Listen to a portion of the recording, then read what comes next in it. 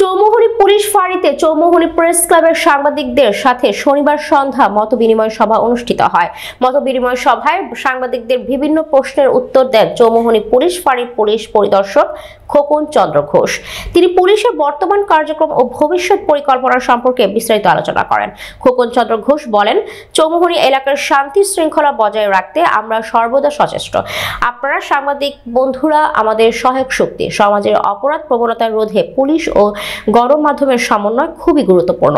আপনাদের সহযোগিতা থাকলে আমরা আরো দক্ষতার সঙ্গে কাজ করতে পারবো। এই সময় উপস্থিত ছিলেন চৌমুহনী প্রেস ক্লাবের সভাপতি আশরাফ সিদ্দিক বাবু, সাবেক সভাপতি আমিরুল ইসলাম হারুন, চৌমুহনী প্রেস ক্লাবের সহ সভাপতি ইয়াকুব নবী ইমন, সাধারণ সম্পাদক মনির হোসেন বাবু, যুগ্ম সাধারণ সম্পাদক মজিদুল ইসলাম, কোষাধ্যক্ষ আব্দুর রহিম, সাংগঠনিক সম্পাদক আলাউদ্দিন, দপ্তর সম্পাদক আনোয়ার পারভেজ, সমাজ কল্যাণ সম্পাদক শিহাবুদ্দিন, ক্রীড়া ও সাহিত্য সম্পাদক হারুনুর রশিদ রাজিম, কার্যনির্বাহী সদস্য মনির হোসেন সজীব, কার্যনির্বাহী সদস্য কবির আহমেদ, গ্লোবাল টিভি প্রতিনিধি আবু রায়হান সরকার সহ অনেকেই।